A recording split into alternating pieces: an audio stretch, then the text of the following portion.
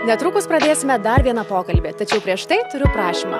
Jeigu tau patinka mano kūriamas turinys, kviečiu prenumeruoti šį kanalą. Taip pat paspausti like mygtuką arba parašyti komentarą po šiuo video. Labai tau ačiū. Labas visiems, netrukus keliausime į dar vieną pokalbį, tačiau prieš tai norėčiau pristatyti šios dienos svečią. Tai yra Luka Lesauskaitė, komunikacijos ekspertė, visuomenininkė, istorikė. Man labai patinka, kad Luka labai atvirai dalinasi savo gyvenimo kelionę, Instagrame, kalba apie viską atvirai, manau, tai yra stiprybė. Ir Luka labai neseniai tapo mama. Pirmą kartą mama, tai mes apie visas skirtingas rolės pasikalbėsime kartu su Luka. Tai labas, Luka, tau. Labas. Mano dažniausiai pirmas klausimas svečiam būna toks, kokia nuotaika, su kokia energetika atėjai šiandien pasikalbėti su manim. Tai kaip jautiesi? Jaučiuosi labai gerai, visų pirma, kad dabar nedažnai tokie pokalbiai vyksta. Tai labai buvo dažnas reiškinys mano gyvenime, kasdienybė, bet dabar jau kuris laikas tai toks labai retas, tai labai džiaugiuosi, kad pakvietei, kadangi tu tokios geros energijos, tai negali ateiti kažkaip blogai nusiteikęs ir iš karto užsikuri. Tai aš tokia dabar esu labai zen būsena ir tokia visai rami ir džiaugiuosi šiek tiek ištrūkusi iš namų. Geras, ir aš netgi žiūriu tave ir tau prieš tai sakiau komplimentą, kaip ir nes atrodai, kad net nebūtų mama ta gerąja prasme, nes visa švyti. Tai čia yra stebuklas. Ar ne, Luka, iš tikrųjų, kad mamos kažkaip sugeba švytėti, nepaisant to, kad trūksta miego, trūksta visko. Čia tokia saviapgaulė kartais būna, man atrodo, kai pasidažai, pasipoši, o viduje kartais tikrai atrodo, toj nusmiksi kažkur. Tai būna, taip dažnai jaučiuosi, bet kažkaip reikia savo pakelti ir tą nuotaiką, ir tą ūpą. Ir man atrodo, vaikų šalia, kai mama yra tokia geriau nusiteikusi, yra daug geresnis gyvenimas. Tai aš taip stengiuosi, būna visko, bet kažkaip pastaruoju metu daugiau tokių šviesių dienų ir daugiau to pozityvo, negu buvo turbūt pačius pirmus mėnesius.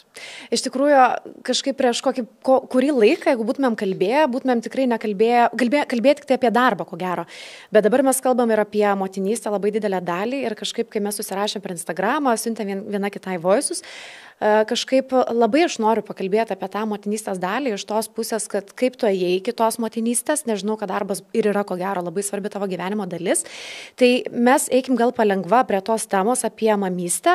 Kaip atrodė, Luka, tavo gyvenimas iki gimstant Izabeliai? Kokios buvo tavo dienos, koks buvo gyvenimo tempas, kad mes įsivaizduotumėm, iš kokios aplinkos atėjai tiesiai motinystę? Turbūt nuo 15, man dabar 31, tai mano tempas buvo visada labai panašus. Aš tiesiog buvau super aktyvi, manęs visur buvo daug. Nuo pat mokyklos suolo iki pat, net ir tapus nėščia, aš buvau lygiai taip pat aktyvi.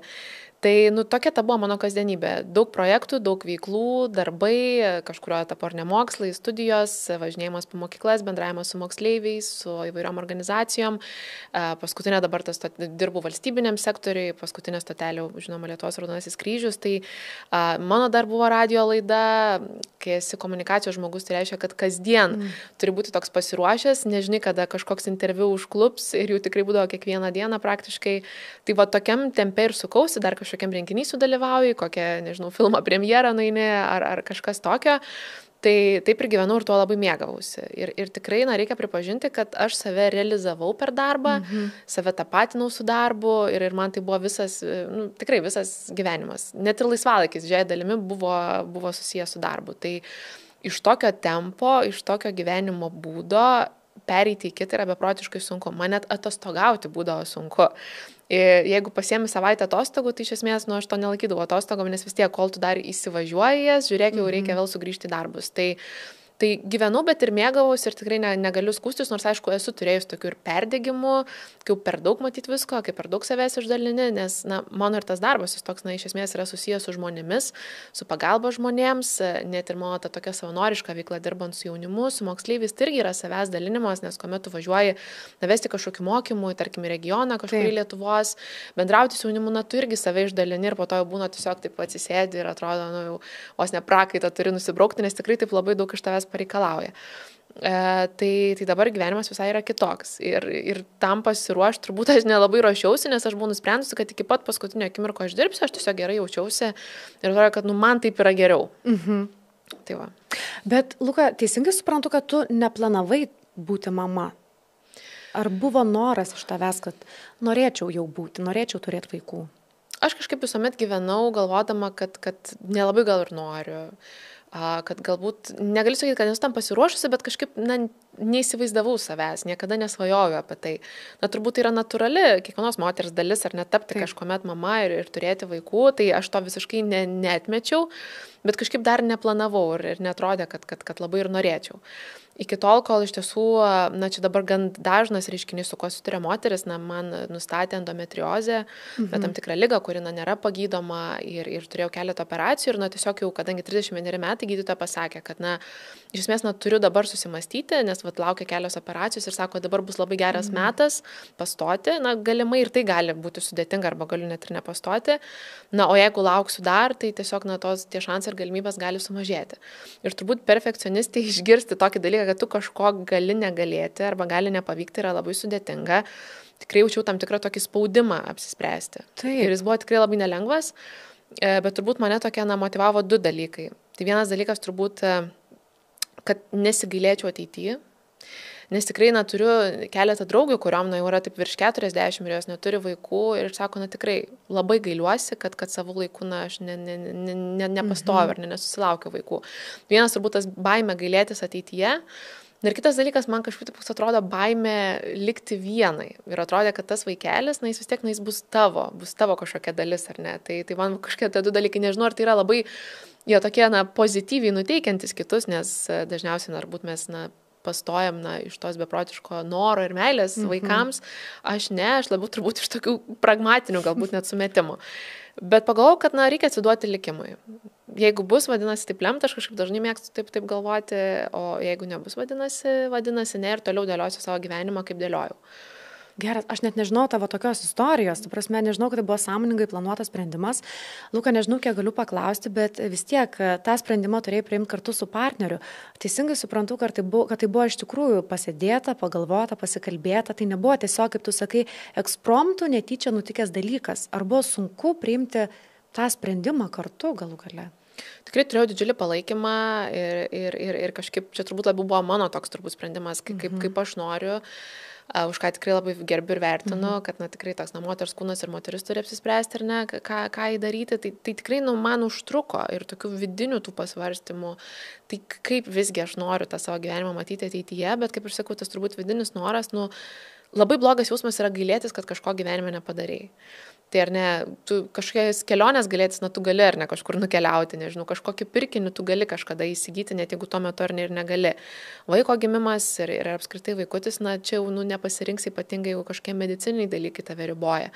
Tai čia turbūt vis tiek tie mano apmąstymai, net teko ir pliusus minusus rašytis ant lapo. Tikrai.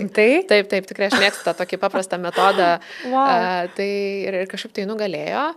Bet tikrai labai stengiuosi savęs nekelti tų lūkesčių, negalvoti per daug, tai kaip čia bus, kaip čia nebus, nes tikrai tas po to laukimas irgi ir tokia gali savigraužatį kažkokią nuvesti. Tai taip užtruko turbūt apie 1,5 metų. Tai ir tai čia iš tikrųjų labai greitai. Labai greitai, manau. Nes ką girdžiu iš aplinkos, netgi moteris, kurios neturi kažkokių tokių diagnozių, būna, kad užtrunka ir metus ir daugiau. Tai aš tikrai galiu džiaugtis, kad turėdama diagnozę ir netgi turėdama realius šansus negalėti susilaukti vaikų, man per 1,5 metų pavyko. Bet gal dėl to, kad aš pakankamai atsipalaidavau, aš negalvojau, kaip bus, atsidaviau tam likimui ir kaip aš sakau, turbūt niekas gyvenime nevyksta be reikalo. Tikrai, tavo pavyzdys, manau, tikrai rodo, kokios buvo emocijos, kai tu sužinai, kad laukės. Dėl ko aš klausiu, žinau, kad toks banalus klausimas, bet kartais pagalvoju, kad labai sunku susimuliuoti, žinai, tą jausmą, kol tu nesilauki, kaip tu jausies.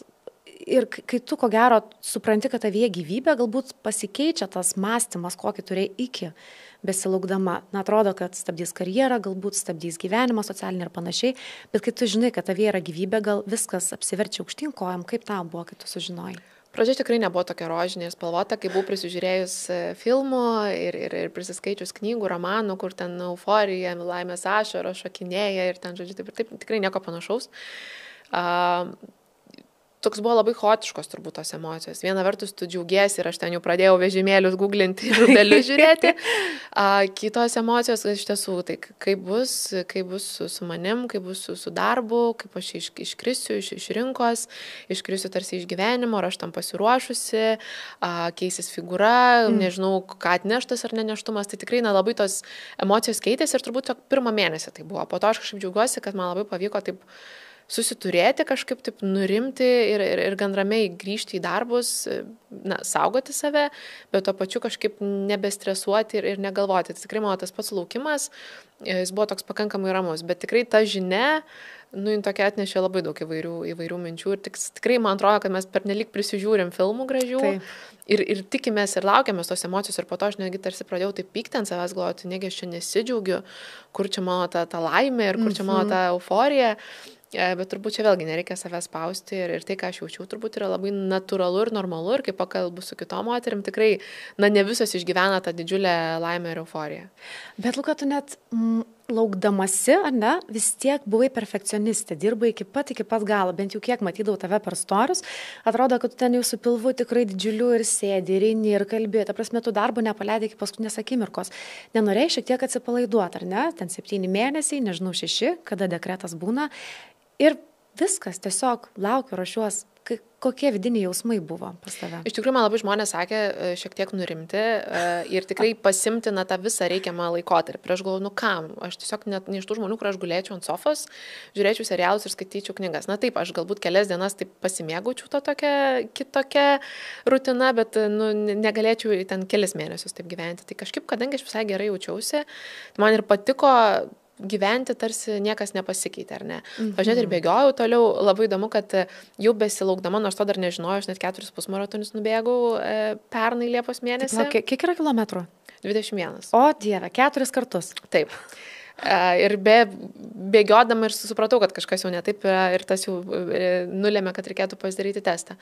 Tai ir toliau sužinojus, aš toliau bėgiojau, aišku, šiek tiek jau mažiau ir labai klausiau savo kūno, nebebėgdavau tiek daug, bėgdavau lėčiau, bet atrodo net ir pilnai sportavau, pilnai dirbau ir tikrai buvo ruduo toks, dosnus įvairių projektų, kampanijų, aktyvus ir netgi sausio mėnuo, kuomet jau aš jau praktiškai tą 3 trimestrą persiritau, turėjom tokias tas didžiulės krizės ir Viršuliškių gaisrą, kai tikrai buvo tempas juodas ir tokia didžiulė krizė, kur reikėjo dirbti be proto daug.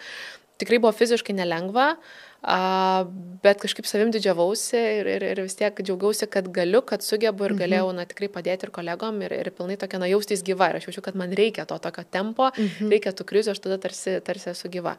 Tai tikrai dirbau iki pat galo ir tik paskutinį mėnesį jau kaip ir šiek tiek taip sulėtinau. Šiek tiek atsisakiau dalykų, bet vis tiek praktiškai iki paskutinės dienos dar kažkokius darbus dariau.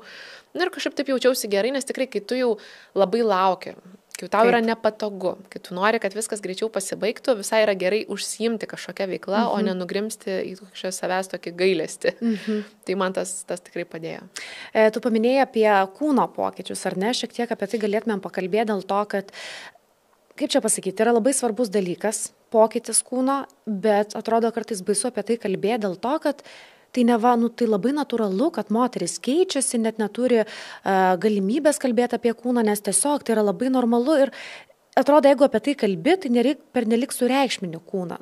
Ko gero supranti, apie ką aš kalbu, kad tai yra tiesiog taip turi būti, bet man atrodo tai labai svarbu, nes tai yra vis tiek pokytis didžiulis, kurį turi išgyventi moteris.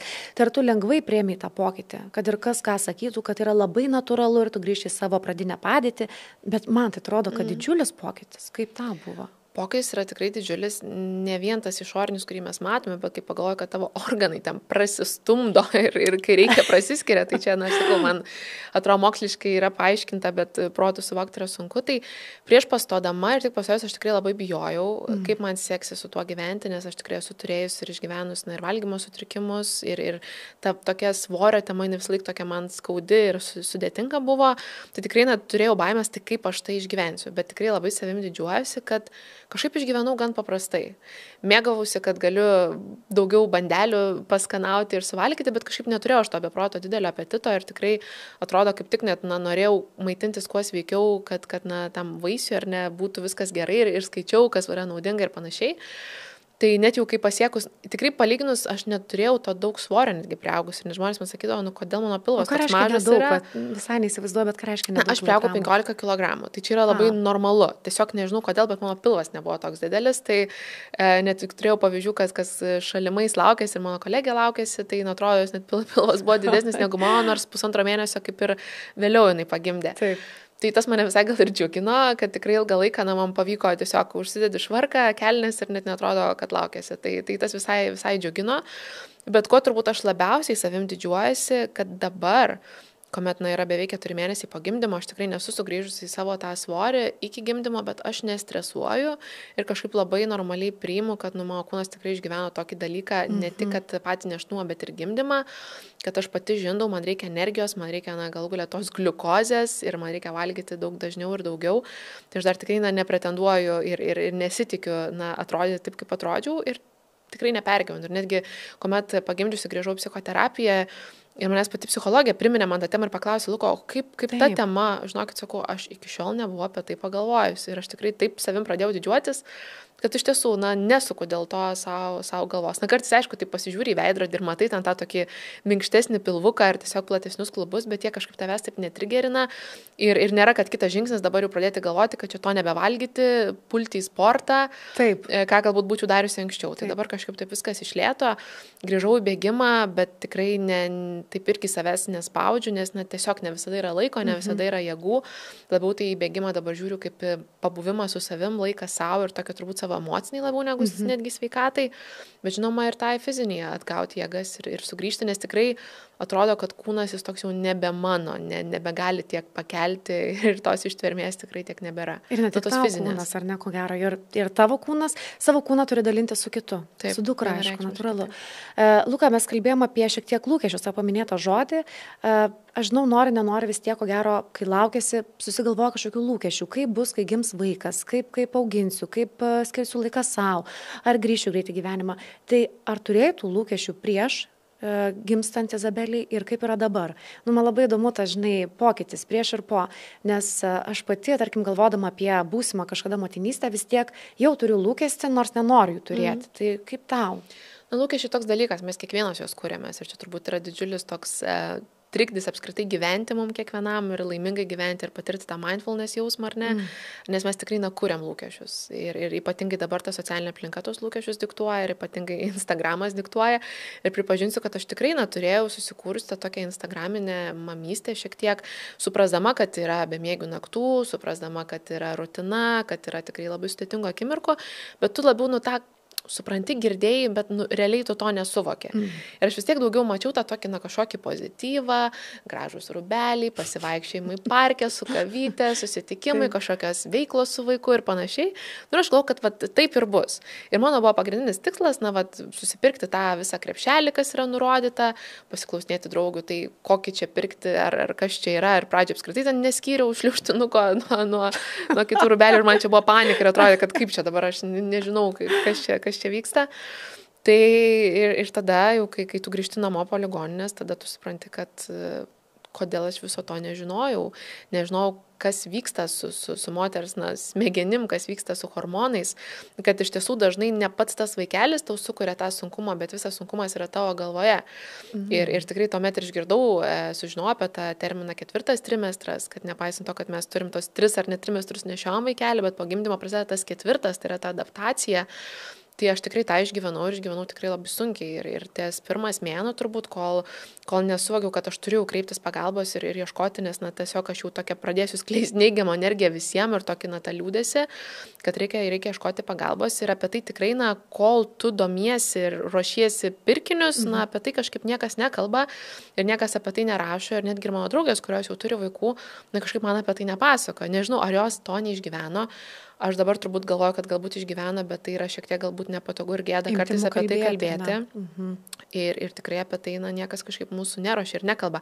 Netgi ir kursai, kuriuos lankiau online, kažkaip tarsi kaip ir buvo kalbėti apie tą pogimdyvinį laikotarpį, tu išklausai, bet kažkaip vis tiek nesuvokia, kad taip yra nelengva ir taip yra sunku. O kas vyksta, Luka, per tą pirmą mėnesį? Vėlgi sunku yra tikrai paaiškinti, nes čia yra tokie turbūt labai tie vidiniai procesai ir kiekvienam žmogui hormonai tie na, turbūt paveikia ir veikia skirtingai, bet tikrai, na, tos laimės ir to oksitocino, na, nėra tiek daug, daugiau yra tokio, na, baimės, streso, skausmo žindant, kažkokio liūdesio, kuris tave aplanko, atrodo, tu žiūri į tą tavo vaikelį, na, tu supranti, kad tu jį be proto myli ir yra tas ryšys, bet to pačiu tau ašaros byra ir tu nežinai, ką su savim daryti, stipriai pasikeičia tavo gyvenimas ir atrodo, na, tai aš negaliu kažkur normaliai išeiti, net bijau išeiti, nes kas bus čia dabar verks, aš kažko galbūt negebėsiu, nemokėsiu daryti, tada tarsi tu pasiliksti ir to darbo be proto, atrodo, kad esi kažkur čia įkalinta ir už ką man čia dabar tokia yra ta bausmė. Na, tikrai labai sunku suvokti tuos procesus ir aš tarsi bandžiau dar šiek tiek ir dirbti, padėti kolegom. O čia man reikia kažkiek knygos apžvalgą padaryti, man čia reikia gal kažkokį Instagramo postą parašyti ir aš turbūt irgi tą pirmą mėnesį perdegiau, nes bandžiau savo įrodyti, kad niekas nepasikeitė, juk pasikeitė viskas ir kardinaliai ir man tikrai reikėjo laiko, na, taip paleisti dalykus. Šiek tiek atsiduoti Izabelį ir labiau turbūt jos ritmui paklusti ir kai aš tai padariau, man tada tapo tiesiog lengviau. Nebebandyti gyventi pagal save ir savo kažkokią dienotvarkę statyti, kad aš turiu suspėti tą ir tą padaryti, bet taip šiek tiek paleisti ir pabūti ramiai. Ir netgi buvo tas momentas, kai vaikutis tiesiog miega ant tavęs, tu guli 2 valandas, negali pajudėti ir atrodo, nu čia kažkokia bausmė man, nu kodėl. O dabar aš tiesiog tai priimu, kad nu yra labai gerai ir daugiau to nebebus, nes jinai augs ir nebenorės ant manęs miegoti ir taip turbūt tą ryšį kažkokį kurti. Bet tikrai tam reikia laiko suprasti, nes atrodo, kad kas čia dabar vyksta. Kodėl negali vaikas gulėti lovelėje ar ne, arba kodėl aš negaliu turėti kažkokio laiko savo. Tai tikrai labai sunku priimti, nes iki tol aš mėgausiu tuo laiku savo. Mėgausiu tom kavomis ir pusryčiais mieste, kažkokiu lėtų laikų, knygomis, darbu iki kada tik noriu ar ne, laiku dviese, sportu, o dabar, na, tu supranti, kad to nebėra. Ir tą priimti yra tikrai labai sunku. Labai. Luka, kas labiausiai gali moteriai padėti tokioje situacijoje? Palaikymas vyro, draugių, terapija, kas tau labiausiai padėjo? Čia turbūt visas tas kompleksinis dalykas jis labiausiai ir padėtų. Tai aš tikrai džiaugiuosi, kad aš grįžau į terapiją, nors, tarkim, nėštumo metu aš jaučiau, kad man jos nereikia, bet aš tikrai labai išsigandau to savo jausmo ir matydama, na, tos tikrai, kad yra, na, gali būti rimta pogimdyvinė depresija, yra tų atvejų. Tai aš tiesiog tikrai išsigandau ir pagalvojau, kad aš nenoriu pasiekti tos ribos. Tai čia džiaugiuosi, kad aš turėjau tokią saugią erdvę išsiventiliuoti, išsikalbėti. Tai vienas dalykas. Kitas dalykas, žinoma, artimųjų palaikymas, vyro palaikymas, aš tikrai irgi jį jaučiau. Moterų palaikymas. Čia tikrai yra labai unikalus dalykas ir tam verta skirti atskiro dėmesio. Ir moterų net nesakyčiau, kad artimiausių draugių, bet moterų, kurios, na, turbūt tuo metu išgyvena panašų dalyką. Tai kažkaip man jau atsirado tokių pažįstamų moterų, ne visiškai svetimų, bet pažįstamų. Tai kažkaip aš su jom vis turėdavau irgi tokią erdvę pasitarti, pasikonsultuoti ir tada tu supranti, kad ne aš viena tai patiriu. Tai daugybė moterų, kurios pagimdo, išgyvena labai panašius jausmus. Vienos stipriau, kitos dar stipriau, kitos mažiau. Tai kažkaip tave iš karto nuramina, nes tuo metu atrodo, kad nu kas čia su manim yra negerai. Bet tu supranti, kad viskas su manim yra gerai ir tai yra visiškai normalu. Ir tą kažkaip labai norisi visuomenį normalizuoti. Kad tikrai tas pirmi tie 3 mėnesiai, nu, tai nereikia gėdytis, kad tau yra labai sunku, kad tu nori verkti, kad tau reikia daugiau pagalbos, kad tau reikia išsikalbėti, kad kartais tau tiesiog reikia gero žodžio, nebūtinai, kad tau fiziškai kažkas ateitų ir padėti, bet tiesiog tave suprastų ir empatiškai, kad, nu, sakytų, tai yra normalu. Viskas yra gerai, viskas praeis ir tikrai viskas praeina. Nors tuo metu labai sunku tą suvokti, kad viskas praeis ir bus geriau, bet aš jau dabar galiu pasakyti, kad tikrai taip yra. Luka, aš labai norėčiau atskirti tos 2 dalykus. Tu kalbėjai apie draugės, tą savo traibą, į kurį gali ar ne ateiti, paverkti, pasiguosti, rasti paramą. Ir yra terapija. Tai va tie žmonės, tos moteris, kurios nėra buvę terapijoje, gali sakyti, kad man nereikia galbūt. Turiu va draugę, mamą, partnerį, galiu pasikalbėti. Aš suprantu tą skirtumą, kaip pati terapija lankau kartas nuo karto. Ar tu galėtum atskirti dalykus, galbūt įkvėpti moteris, kuriuom yra sunku, gal neranda tos paramos 100% iš draugių, bet bijo nueiti į terapiją. Nu, koks skirtumas tarp tų dalykų? Aišku, kad yra labai didelis. Vis tiek, na, draugės ar ne apskritai, na, moteris, jos turbūt labiau padeda iš tos patirties. Pačios būna praėjusios tam tikrus dalykus arba tuo metu praeina, tai tu gali galbūt per tą tiesiog patirtį viena kitai padėti, kažkokį duoti patarimą arba tiesiog tą gerą žodį pasakyti, ar ne. Psichologas, psichoterapeutas, visgi tai yra profesionalas, tai yra žmogus, krimtęs mokslus, ar ne, jis tam tikrus dalykus tau gali paaiškinti tiesiog. Man, pavyzdžiui, vis laik reikia to paaiškinimo, man tiesiog taip yra lengviau, kai aš turiu kažkokį mokslišką, medicinišką paaiškinimą. Kodėl taip jauties, ar ne? Taip, kodėl taip jauties, nes niekas tikrai nevyksta be reikalo ir kiekvienas tas dalykas, kažkoks reiškinys ar emocinį turi tam tikrą paaiškinimą ir pagrindą. Tai man atrodo, tai irgi tiesiog tave kartais nuramina. Kitas dalykas, vėlgi, tai yra tikrai saugi erdvė, kur tu galbūt net ir draugai kartais negali pasakyti tam tikrų dalykų, kaip tu jautiesi, nes tau yra nepatogu, tau yra nemalonu, tu nežinai, kaip į tave ar nepasižiūrės, kaip į tave reaguos. Psichologas yra tas žmogus, kuriam tu tikrai viską gali sakyti. Jeigu žinoma, tu pasitik ir turi tą ryšį su žmogumi, bet mes ir turim tą prabangą rinktis ar ne specialistus, keisti, jeigu kažkas nepatinka, kur tikrai tu gali pasakyti viską be jokio gėdos jausmo, tas irgi tikrai tave labai išlaisvina. Ir man atrodo, kas labai yra svarbu tokiais momentais, aš vedinu tą ventiliuoti, tai neužsidaryti savį, netylėti, išsikalbėti. Pavyzdžiui, dabar, tarkim, aš net nesijaučiu labai, tarkim, kažkaip emociškai blogai, aš netgi dabar šiek tiek suretinau tą savo online konsultaciją kas antrą savaitę, bet vis tiek man taip yra gera, kad aš galiu išsikalbėti, kas per tas 2 savaitės vyko, kaip aš jaučiausi, kad kartais yra apie Izabelę, tiesiog pasikalbėti, kaip jai sekasi, kaip jai auga ir kažkaip, atrodo, palengvėja. Ir tada vėl aš, tarkim, tokį, verčiu tarsi švarų lapą ir vėl pradedu savo tas kelias savaitės gyventi. Tai man to tikrai reikia, aš jaučiuosi daug geriau ir tikrai, pripažinkim, yra tų dalykų, ko, kažkaip atrodo, nei mamai nori tą pasakyti, nei draugiam, o tiesiog psichologai tai yra tiesiog paprasčiau pasakyti. Tai aš tikrai labai raginčiau nedvejoti, išdrįsti, pabandyti ir, kaip ir sakau, turbūt, tie hormonai ir tos emocijos, labai sunku paaiškinti, kas vyksta su tavim ir tikrai, aš tikiu, kad gali kelti net ir baimę ir pačių vyriausių tų jausmų ir tikrai nereikia užsidaryti savyje, nes po to, tikrai jau matom, kiek yra pavyzdžių tokių labai liūdnų, labai skausmingų pavyzdžių Lietuvoje, kurie, atveda, tą pogimdyvinę depresiją atveda iki tikrai tokių labai, labai baisių dalykų ir turbūt ir artimieji, jeigu mato.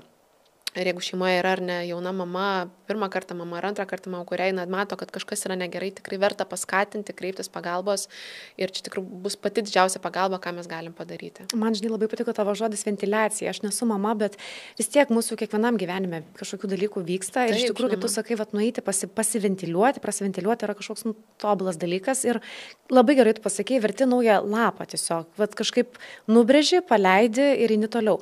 Bet kalbant apie tą terapiją, kurią gali ir profesionalas suteikti, ir draugės, dar yra partneris, mūsų vyrai, ar ne?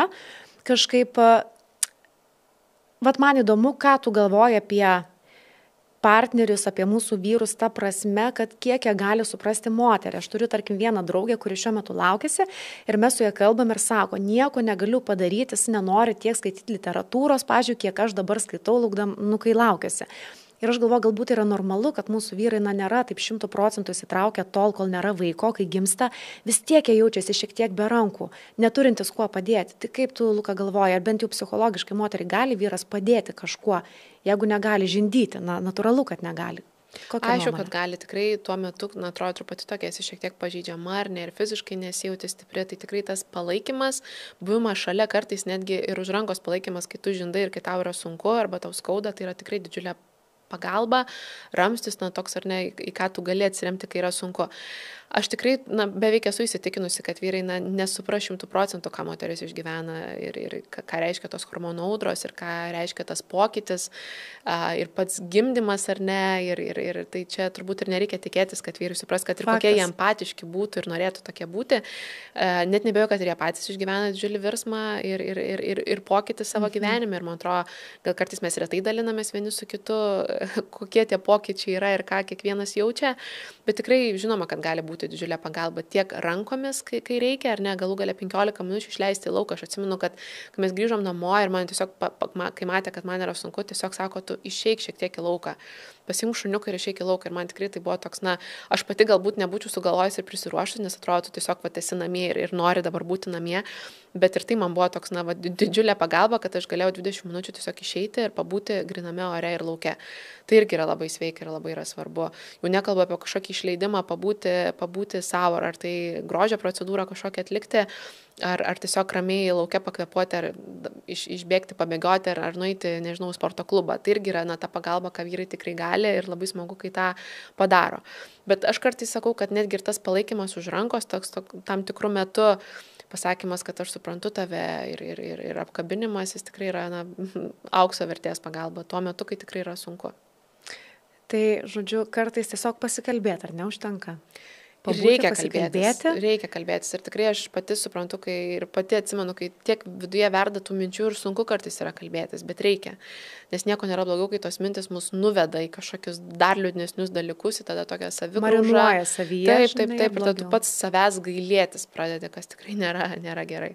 O šiaip, Luka, prieš gimstant Izabelį turėjai baimę dėl santykių. Bent jau aš dažnai apie tai pagalvoju, kad apie pokytį, kai galvoju, ar ne, motinystė atrodo labai įdomu, kaip paveiks santykių. Ir taip nenori tapti neįdomi vyrui, taip nori, kad viskas būtų gerai, ten tie pasimatymai, bet kažkada klausiau vienos moters podcastą, negaliu pasakyti kokios, ir jinai sako, mes savo santykiams padarėm pauzę. Tarkim, 2-3 metai, kol vaikas praaugs ir panašiai, sako, mes darom pauzę. Ir man tai nuskambėjo tai baisiai. Ta prasme, aš nesu mama, bet atrodo, tai kaip gali paspausti pauzę santykiam, bet tai gyvenimas juda į priekį. Tai kokia tavo nuomonė dabar yra, kai jau yra Izabelė, kai esate tryse, nebe dviese? Prieš baimių tikrai kažkokių buvo, tai yra natūralu. Dabar man dar labai sunku yra pasakyti. Yra vos 4 mėnesiai, tai natūralu, kad šiek tiek tas ritmas gyvenimo jis pasikeičia ir dabar tikrai viskas sukasi apie leliuką, nes jis tiesiog be mūsų tiesiog nefunkcionuotų. Tai natūralu, kad dabar yra kitaip. Kaip bus vėliau, man sunku pasakyti, bet man atrodo labai vėlgi priklauso nuo tų dviejų žmonių, kiek jie deda pastangų, kad tas santykis jis būtų tvirtas, kad jis būtų toks, kaip buvo. Aišku, jis toks nebebus niekada, kaip buvo, nes tiesiog dabar yra kitaip. Ir tų pasimatymų natūralu, kad jų mažiau, šiuo metu dabar visai nėra. Tai, sakau, man dar šiek tiek sunku sakyti, aš manau, čia kai žmonės turi kokį metukų vaiką, 2 metų vaiką, bet mes kažkaip toliau gyvenam gan aktyviai, kažką savaitgaliais veikiam, planuojam rudenį keliones, tai atrodo, kad pokytis įvyko, bet vis tiek bandom taip normalizuoti viską ir sugrąžinti kažkokį tą normalų būvį. Bet faktas, kad šiek tiek reikia prisitaikyti, kad yra kitokia ta realybė ir nebesitik dviesi ir negali kada nori sugalvoti sėsti automobilį ir, nežinau, nuvažiuoti, kad ir į parduotuvę, jau reikia didesnio prisiruošimo. Jau nekalbu apie kažkokias pramogas vakare, bet tikrai mes irgi stengiamės išeiti į miestą, susitikti su draugais, nors turim limitą, kiek galim pabūti, nes jau Izabelė pavargsta ir reikia skubėti važiuoti namo, bet vis tiek kažkaip galima gyventi, ne tokį gyvenimą, kokį gyvenai iki šiol. Bet vis tiek kažkaip, kad nebūti vien rutinoje. Tai sakau, apie santykius man kalbėti, man atrodo, dar šiek tiek yra ankstoka, bet vis tiek, aš domiuosi, kas vyksta pasaulyje, kas vyksta Lietuvoje ir tikrai nėra visos kalbos viena apie vaikutį, kaip jiems sekėsi, kiek jis pakakojo, kaip jisai valgė ir kokia buvo nuotaika. Atrodo, vis tiek turbūt norisi kalbėti ir apie kitus dalykus. Čia tikrai labai turbūt priklauso nuo žmonių. Taip, o jauties, Luka, kad praleidi kažką gyvenime, tas vadinamasis FOMO, karjeroje, socialiniam gyvenime. Kad aš klausiu, nereiškia, kad taip yra, žinai, bet man tiesiog labai įdomu, ar nežinau, kaip galbūt žindai, Izabelė ir panašiai, jauties, kad galbūt dabar galėčiau, nežinau, projektą daryti, kaip norėčiau dabar darbe būti, ar pareina tų minčių apie grįžimą į veiklas aktyviai. Nors dar labai mažai labai laiko praėjo. Žinok, 1 mėnesį turbūt aš tam turėjau tą FOMO tokį, nes man tikrai buvo labai baisu iškristi ir aš stengiausi ir dėl to, aš sakiau, šiek tiek ir perdėgiau turbūt, nes kai tu bandai vis tiek ten susigerti visas naujienas, žinias, kas vyksta ir neiškristi iš socialinių tinklų. Dabar aš šiek tiek atsipalaidavau ir iš tikrųjų kažkaip nebebijau. Veiklos aš tikrai noriu ir aš suprantu, kad aš tik mama būti negaliu ir nenoriu. Kad ir kaip man tikrai patinka leisti laiką ir dabar kuo daugiau gaunu to grįžtamo ryšio iš jos, kuo jinai labiau auga, tai tuo aš labiau taip geriau jaučiuosi. Kaifuoja. Jūs sakau, ne tik toks gulintis pagaliukas, kurį turi aptarnauti, tai tikrai dabar jau labiau mėgaujuosi tuo buvimu su ja, bet suprantu, kad noriu veiklos. Bet nebebijau iškristi ir kažkaip nebebijau kažko nežinoti, nebesekti, kas net ir darbe vyksta, nes pradžiai bandžiau sekti. Tai dabar šiek tiek tokia labiau jaučiuosi atsipalaidavusi ir dabar turbūt yra to gero laiko, ką jau suprantu, kad man mamos kitos anksčiau sakydavo, taip labai save įvertinti iš naujo ir pagalvoti, ką aš iš tiesų, ar aš esu tinkamai vietoje ir ką aš norėčiau veikti gyvenime. Aišku, dar yra šiek tiek anksti, nes dar turiu to laiko, iki kol reikės pilna koja sugrįžti darbus, bet tikrai jau tų visokių tokių minčių atsiranda, kad ar norėčiau kažkokių pokyčių kitokių dar gyvenime. Bet ta prasme visiškai keis karjeros kryptį kažkaip? Ne, karjeros krypties keisti ne, nes komunikacija tikrai yra tai, ką aš noriu daryti, bet turbūt galbūt, nežinau, eiti galbūt kitur, galbūt į verslą, galbūt savo kažkokių kitų projektų imtis. Čia kaip tik, labai irgi toks įdomus dalykas, kad aš labai svajojau parašyti knygą. nežinau dar kokią, apie ką, bet tiesiog galvoju, aš noriu parašyti knygą. Ir labai toks nutiko stebuklingas dalykas, kad kuomet dar nežinojau, kad sulaukiau to pasiūlymo rašyti knygą ir ne bet kokią knygą vaikams. Ir kuomet ją pradėjau rašyti, pasirodo, aš ir pastojau. Tai čia buvo labai įdomu, tai dabar jau ta knyga parašyta ir visai netrukus pasirodys. Tai irgi tokia labai įdomi kelionė. Kaip ir sakiau, pradėjau knygą rašyti tarsi galvodama apie visus Lietuvos vaikus, o užbaigiau rašydama galvodama apie savo būsimą vaiką, dabar jau Izabelė. Tai irgi tokių visokių laukia naujienų, laukia įdomių kelionių su knygų pristatymais ir komunikacija apie knygą. Tai tokių kažkokių mažų, bet to pačiu dėlių projektėlių jų yra ir dabar pas mane ir jų dar laukia. Tai tikrai toks įdomus ir kitoks etapas. Kartais tikrai sunku man dar jį priimti ir suvokti ir tikrai trūksta to adrenalino, trūksta to darbo, trūksta tempo, bet kažkaip, reikia turbūt priimti, kad, ne veltui dabar turiu šitą laikotarpį ir turbūt reikia šiek tiek nurimti man. Ir pasimėgut. Taip, sunku tas žodis pasimėgauti, kai man kas nors sako, tu mėgaukis, aš galvoju, kuom čia mėgautis? Kuom čia mėgautis? Tai galbūt to žodžio nenaudočiau ir atostogos jokiais būdais nenaudočiau, bet vis tiek yra šis laikotarpis, jis man turbūt ne veltui yra duotas ir iš jo reikia pasimti viską, ką galiu. Luka, man labai įdomu dar pakalbėti apie tavo komunikaciją Instagrame. Tu labai atvirai dalinies apie savo gyvenimą, apie visus aspektus, liūdnus, teigiamus ir apie motinystę lygiai taip pat, bet man vis laik kyla klausimas, ar nebijai piktų komentarų, nes man smagu skaityti ir gera skaityti tavo tikrą kelionę, kurioje būna visko ir aš kaip galbūt būsima mama irgi matau tą realybę, kuri galėtų ir mane aplankyti, kai tapsiu mama. Bet nesulaukiu tų piktų žodžių, nes manau, turėtų būti baisu gal pasakyti, kad ilgiuosi darbo, ilgiuosi veiklos ir gauti komentarą, kad kaip tu čia dabar drįsti, tau stebuklą Dievas atsiuntė. Tai kaip tu eini tą viešumą, ar tau yra baisu atvirai dalintis apie savo gyvenimą? Labai smagu girdėti komplimentus, bet turbūt aš tikrai nesidalinu absoliučiai viskuo, aš irgi labai, ta prasme, taip išjaučiu. Būna tų momentų, kai būna labai sunku ir aš galvoju, aš nenoriu dabar čia apie tai pasakoti ir dalintis, būna, kai jaučiu, kad noriu ir galbūt tai kažkam padės ir tai surezonuos ir tikrai labai dažnai, kad kuo aš pasidalinu tokia jautresnė žinutė arba kažkokia jautresnė emocija, to aš turbūt daugiau sulaukiu to grįžtamo ryšio ir net ne tik grįžtamo ryšio, bet turbūt moterų, kurios padėkoja ir pasako, kad aš jaučiuosi taip pat ir dėkoja, kad aš nesidalinu tokia vien pukuota, plunksnuota ir spalvota instagraminė mamystė, kurios tikrai ir nejaučiu tokios. Tai kažkaip, nežinau, turbūt dar ir nebuvau sulaukusi tokių kažkokių piktų ir neigiamų komentarų, labiau jie tokie pozityvūs, palaikantis ir dėkingumo pilni, bet aišku, kartais taip galvoju, galbūt man neparašo, bet net nebejoju, kad yra kas ir pagalvoja tokių kažkaip kitaip. Nes natūralu, mes mėgstam lygintis ir mes mėgstam vertinti save pagal kitus. Ir ką tikrai turbūt labai nerekomenduoju daryti, ypatingai mamoms, nes mes labai skirtingos, mūsų vaikai labai skirtingi ir tiesiog neįmanoma yra lyginti. Ir tikrai man kartais būna labai liūdna skaityti mamų, kai aš, tarkim, pasidalinu, kad mes turėjom kažkokią labai aktyvią dieną, kad aš ten sugebėjau su Izabelė nueiti ir interviu ir dar pabuvom parke ir dar nuėjau į darbą ir dar kažką paveikėm, o kai mama sako, aš net bijau iš namų išeiti arba mums neišeina išeiti iš namų.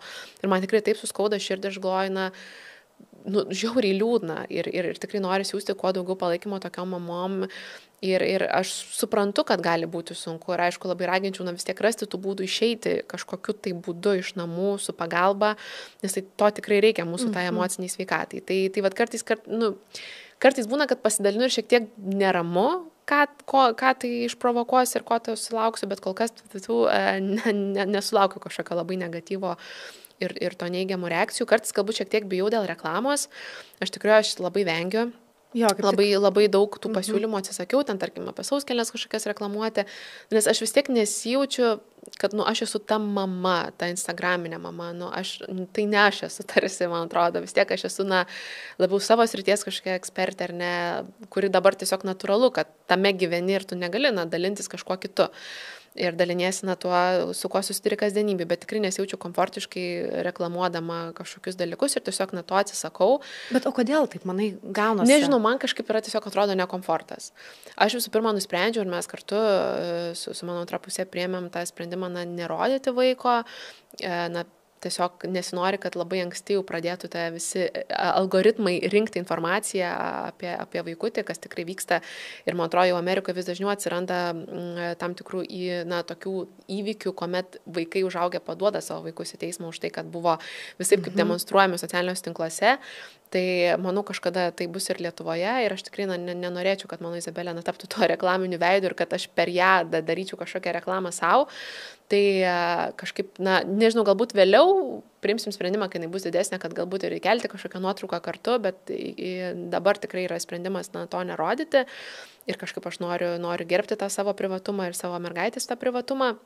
Dėl to irgi turbūt yra sudėtinga, nes dažnai žmonės, kurie nori, kad tu reklamuotum, norėtų parodyti pilnai, ar ne, tą vaikelį. Prasme, kad veidą, ar ne, jo, kad Izabelį reikėtų parodyti, jeigu kažką reklamuotum. Tai kažkaip aš taip labai žiūriu atsargiai, rezervuotai, nes sakau, kad ne jokia reklama, aš tikrai buvau gavusi ne vieną dovaną ir ją pasidžiaugiu ir padėkoju, bet taip, kad pasirašyti kažkokią sutartį ir, pavyzdžiui, reklamuoti sauskelnes, aš kažkaip nesijaučiau komfortiškai. Ir tiesiog galvoju, tai jeigu aš nesijaučiu, kodėl aš turiu čia save kažkaip versti, dėl to, kad, nežinau, užsidirbčiau kažkokį papildomą eurą, ar tiesiog gaučiau dalyką, kuris kaip ir visai neblogai įgauti būtų, ar ne, nes tu vis tiek perki. Būtent, taip. Bet aš reklamuoti, nesijaučiu komfortiškai ir to nedarau. Tai aš bandau tik tai suprasti, kodėl. Ta prasme, aš manau, kad lygiai taip pat jaučiaus kaip tu, bet galvoju, iš kur kyla tas dalykas. Gal dėl to, kad mes kažkaip irgi save susijęm su darbais, kad vis tiek esi komunikacijos ekspertė ir galbūt nėra tokio dalyko, kad kažkiek neprofesionalu galbūt būtų reklamuoti tokius dalykus, nes vis tiek galvoja apie grįžimą į darbo rinką ir panašiai ir atrodo, gal tai būtų greiti pinigai, bet tu vis tiek matai savo ko gero platesnį vaizdą, negu kad tik tai sėdėti Instagrame. Man galbūt tiesiog tai yra labai jautru ir aš matau, kaip mamos yra pažeidžiamos ir kaip lengva manipuliuoti yra apskritai bet kokia reklama. Ir tai yra labai natūralu, nes tu tikrai savo vaikui nori visko, kas geriausia.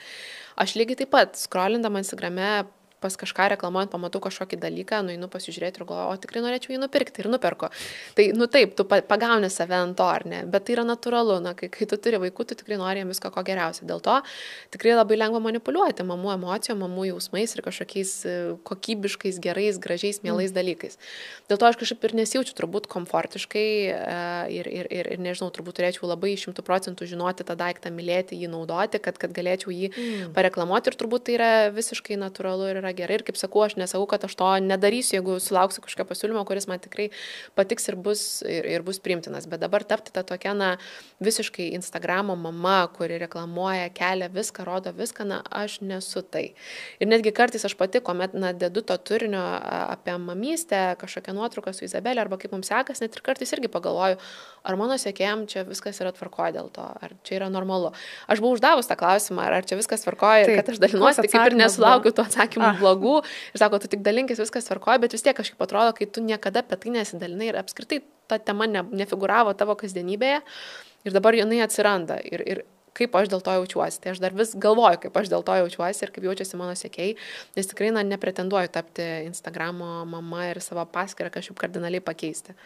Okay. Noris vis tiek po to sugrįžti prie to, apie ką aš esu, apie tą, turbūt saviugdą, knygos, kažkoks kitoks aktyvus gyvenimo būdas, komunikacija ta pati. Taip. O šiaip, Luka, leidi savo šiuo metu pabūti tame, toj motinystėje, ar vis tiek tavo galvoje yra tie planai pakankamai konkretus, kada norėtum jau aktyviai grįžti savo veiklą. Ta prasme, neaišku, į kurią tą veiklą, kaip sakai, galbūt į tą pačią organizaciją, galbūt kažką naujo, bet ar yra viduje kažkoks tas planas, kad, pavyzdžiui, kai bus Izabelei metai, aš jau noriu pilnai grįžti. Vat kiek sau leidi, tarkim, būti spontaniškai ir kiek jau yra tų planų galvoje pas tave? Aš nuolat apie tai galvoju. Ir tikrai, vėlgi, dabar jau supratau, kad planuok neplanavęs, tai tikrai labai sunku pasakyti. Teoriškai turėčiau sugrįžti, kai bus metai ir 4 mėnesiai pagal jau tą įstatymą, pagal tai, kiek yra tos motinystės atostogos. Galbūt, jeigu išeis, grįšiu ir anksčiau, jeigu su jie pavyks taip lengvai susitvarkyti, gal pajusiu, kad noriu ilgiau pabūti, nors nemanau. Bet tikrai kasdien galvoju apie tai, ką aš noriu veikti ir kažkokių vis tiek tikrai neatsisakau kvietimų, nežinau, skaityti pranešimų, rudenį tikrai bus keletą konferencijų, kažkokių pravesti mokymų, man tai patinka. Aš tada atrodo esu gyva, kai aš bendrauju su žmonėm, kai aš esu tarp žmonių, kai galiu dalinti savo žiniomis.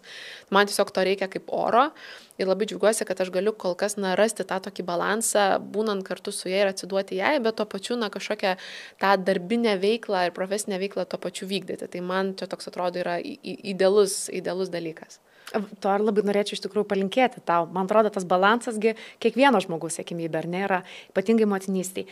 Luka, labai norėjau su tavim pakalbėti ir apie tą maisto kūno santykį, bet aš kaip supratau, mes jau pokalbio eigoje išsiaiškinom, kad jis yra visiškai pasikeitęs ir tu esi tikrai sveika su savo kūnu, su maistu. Teisingai suprantu, kad čia akimirka yra... Manau, kad taip. Aišku, aš esu tikrai sakius ne kartą, kad turbūt pilnai nuo valgymo sutrikimų pasveikti yra neįmanoma. Čia toks yra demoniukas, kuris lypi kažkur giliai viduje ir nežinai, kada jisai prasiverš. Šiuo metu turbūt, kadangi aš esu pilnai susikoncentravusi į savo dukrą ir suprantu, kad jai manęs reikia ir reikia medžiagų, ir reikia energijos, tai kažkaip turbūt dėl to savęs aš ir nestatau į kažkokį rėmą, nestatau ant svarstyklių kiekvieną dieną ar ant bėgtakio, kad aš dabar turiu būti kažkokia savo ideali, kur turbūt niekada mes nebūsim savo idealus. Bet šiuo metu turbūt taip, aš jaučiuosi komfortiškai ir jaučiuosi gerai taip, kaip yra ir nesilaikau ir neketinu laikytis kažkokių dietų arba ten super sporto planų tam, kad grįžčiau į tokią, kokią buvau prieš tai. Bet turbūt pilnai pasveikti, aš manau, kad tiesiog yra neįmanoma. O kodėl taip galvoja? Vis tiek tai yra labai tokie gilūs dalykai, jie tikrai labai stipriai paveikia, ypatingai jeigu jie, bent jau mane lydėjo nuo paauglystės ir aš tikrai turbūt per savo veiklas ir darbus, vis kažkur slėpiau tai, ta prasme, kažkur tai buvo giliai ir vis malšinama, bet vis tai prasiskverdavo vienokiu ar kitokiu būdu, ar ne. Tai tam reikia turbūt irgi ne 1 terapijos metų, kad tu galėtum nuo to pagyti. Aš dabar labai dėl to ir nedariau kažkokių veiksmų. Tiesiog dabar džiugiuosi, kad taip yra ir kad jaučiuosi gerai, nežinau, kaip bus ateityje. Dar labai norėjau su tavim pakalbėti apie, tai yra praėjęs etapas, galbūt nesiaiškint priežasčių, bet žinau, kad tu sirgai depresiją. Bet mano klausimas būtų ne apie praeitį, jau apie dabartį. Žinau, kad kai žmonės praeina tą etapą, jie kažkaip atranda būdų, įrankius, kuriuos gali naudoti kasdienybėje, kad išvengtų to grįžimo į tą būseną. Tai tiesiog neverčiant lapo atgal, norėčiau paklausti, kokie yra įrankiai tavo kasdienybėje, kurie tikrai padeda išlaikyti tą sveiką psichologinę sveikatą. Pavyzdžiui, man labai trumpai kalbant, man vis laik žmonės sakydavo, kad sportas yra kažkas tokio, bet kol nepabandžiau, aš nebūčiau patikėjęs, kad turi tokią stebuklingą galią. Kai tu jaudinės, kai tu kažkaip prastai jauties, duoda psichologijai nepaprastai daug. Tai yra vienas iš įrankių. Ar tau sportas yra svarbus, kaip yra kiti įrankiai? Vienareikšmiškai ir labai sutinku, kad tu sakei, niekada nebūčiau pagalvojusi, kad sportas, nes šiaip labai nemėgau sporto, kad gali taip padėti. Kol netrandi to sporto, kuris tau patinka. Tai man tai yra bėgimas, aš tikrai jį pabandžiau, atradau ir tai vienareikšmiškai man yra pats geriausias vaistas, ypatingai būtent tam nerimo malšinimui. Ir tikrai tuo sunkiausiu metu, prieš 3 metus, kai pradėjau bėgioti ir kai tikrai turėjau tą vieną tokį krizinį etapą, tai tikrai man buvo pats geriausias vaistas, kaip tu sugebi tas mintis tarsi išbėgioti, tą nerimą išbėgioti ir tuo pačiu savo kūną stiprinti ir tuo pačiu stiprinti ir valyti mintis. Vienareikšmiškai sportas. Kitas dalykas, tai žinoma, tas toks balanso paieškos ir man tikrai to labai reikėjo aiškių ribų tarp poilsio ir darbo. Nepaisant to, kad aš tikrai dirbu, atrodo ištisai ir man patinka dirbti, bet vis tiek reikėjo savo tokio, kažkokią liniją nusibrėžti, kad yra savaitgalis, kad yra darbas po laiko ir aš tikrai to labai ilgai mokiausi ir manau, kad man jau galiausiai pavyko.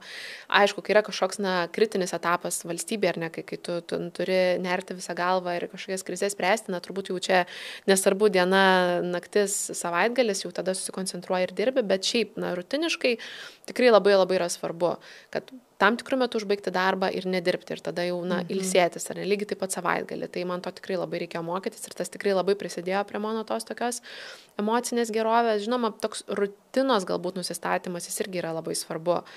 Aš tokia labai mėgstu planuoti. Tai man tas planavimas jis irgi padeda šiek tiek save taip susistatyti į vėžes, ar ne, kad dabar yra tam tikras etapas, kuomet aš nežinau, elementariai ten atsakinėju laiškus, dabar aš geriu kavą, ilsiuosi, dabar aš pietauju būtinai, nes aš irgi būtų tokia mėgėja, kur tiek to ir dar net pasidžiaugsi viduje, kad nepapietavai, nes čia maždaug kalorijų daugiau sudegins, jo. Bet pietus yra šventa, tada kažkokie kiti dalykai, man to irgi tikrai labai reikia ir tas padeda. Tai žinoma, psichoterapija ar ne, toks irgi buvo etapas, kad net ir vaistus ar negeriau, tai irgi visi tie maži tokie dalykai. Ir kitas turbūt dalykas, toks vėlgi truputį neskubėti, sulėtinti tą tempą. Man tas yra beprotiškai sunku, nes aš atrodo jau vieną dalyką pasiekiau, jau planuoju kitą ir toks gyveni nuolatiniam tam planavime. Tai tiem perfekcionistam, planuotojam tikrai jiem yra sunku gyventi ir tą tokį mindfulness būseną patirti. Aš iki šiol turbūt suprantu, kad dar nesu iki galo jos patyrusi.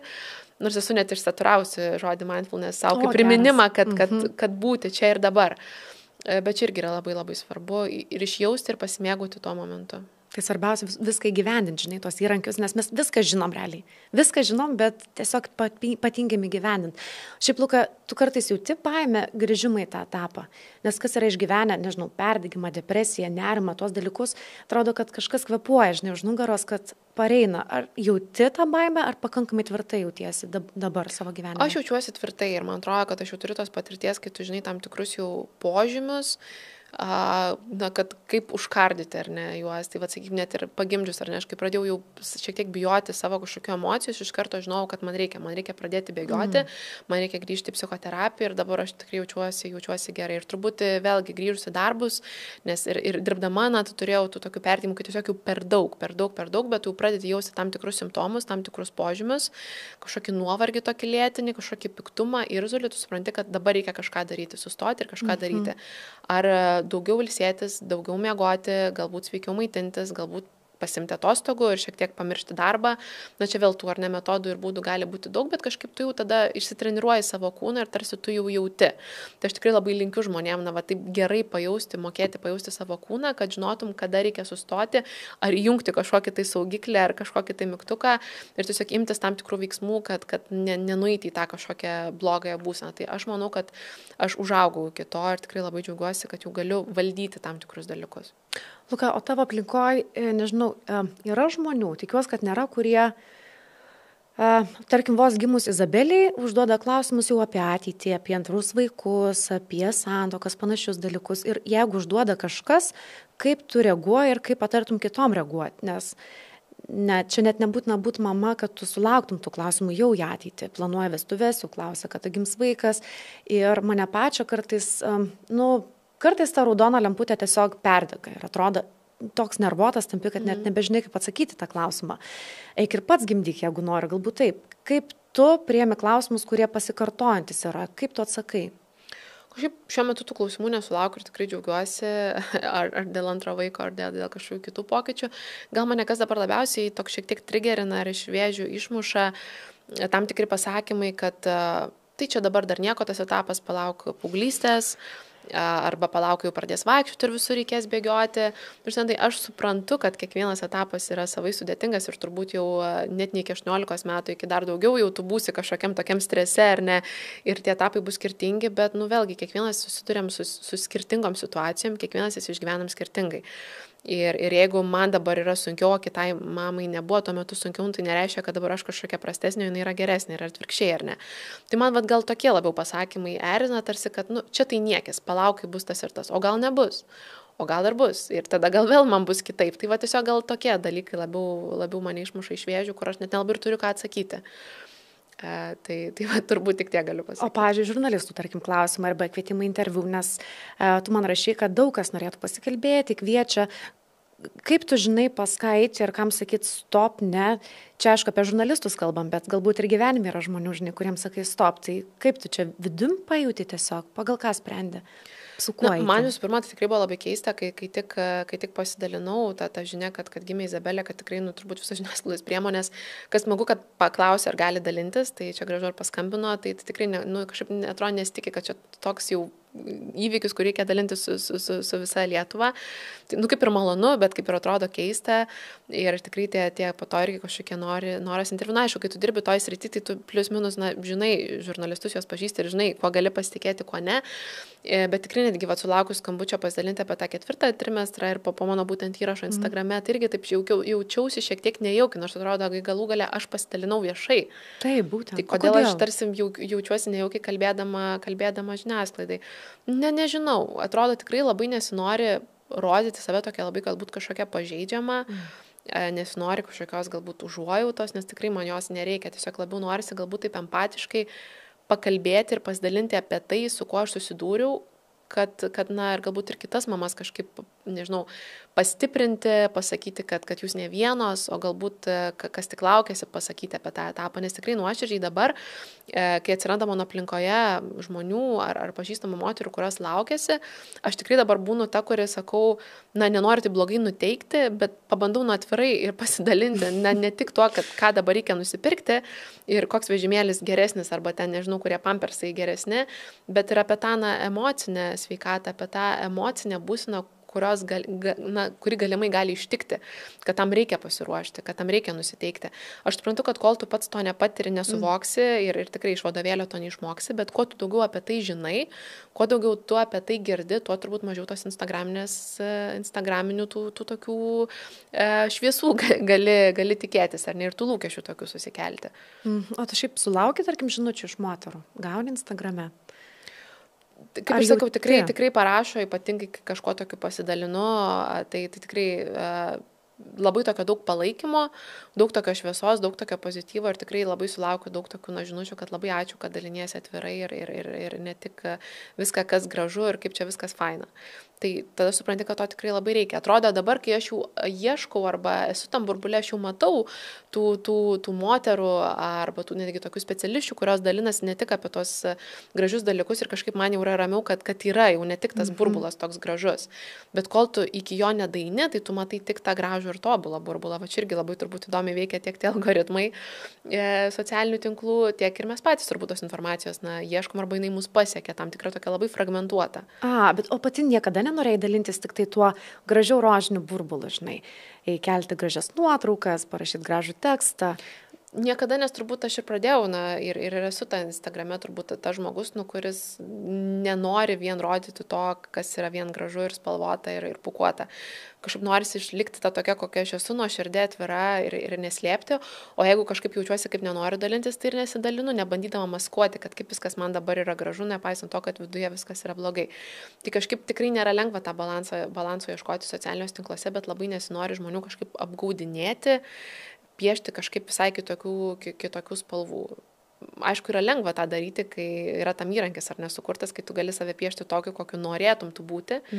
Tai tą balansą išlaikyti yra nelengva, bet kažkaip aš jo labai, labai siekiu ir labai noriu visiems kitiems palinkėti to. Luka, čia yra teisybė, kad kai moteris tampa mama, kažkaip kantrybės klodai kažkokie atsiveria. Na, aišku, Izabelė dar tik 4 mėnesių ar nebus, bet iš tikrųjų tiesa, kad stebuklingos galios vis dėlto kvėpimo kažkaip norėtų, žinai, būsimam mamom.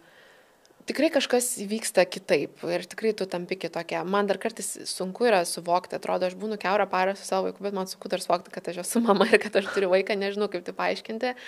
Ir kaip paaiškinti tas tikrai kažkokias vidinės jėgas ir tą kažkokią ištvermę ir tas nemiegotas naktis, kaip tu sugebi vis tiek daryti dalykus ir daryti kokybiškai, tikrai kažkokių stebuklingų galių tu įgauni ir tikrai empatijos jausmas mamoms man užaugo, nežinau, šviesmečių kažkokiu, kas tikrai yra neįtikėtina. Ir tikrai aš atsimenu, net mano vienas iš pirmesnių įrašų, pasidalinimas tiesiog stories buvo atsiprašymas visų draugių, kurios jau laukėsi, kurios pagimdė, kad aš nebuvau ta, kuri paklausdavo, kaip tu jautiesi, kad aš nepasisiūlydavau padėti, kad aš nesuprasdavau galbūt, nes aš tikrai nuoširdžiai aš neįsivaizdavau, ką tas žmogus gali patirti ir išgyventi. Aš tikrai nuoširdžiai atsiprašiau visų mamų, visų draugių, kurias aš pažįstu, kad aš nebuvau tas ramstis, nes aš neįsivaizdavau, kad jos jaučiasi blogai. Aišku, jos man to ir nesakė. Tai dabar aš labai empatiškai suprantu ir dabar noriu irgi būti tas žmogus, kuri galės pasiūlyti pagalbą, galės pasiūlyti tą ramstį, galėsiu išklausyti arba kažkaip kaip kitaip padėti, nes tikrai labai gerai dabar suprantu, ką moteris išgyvena ir ką jaučia.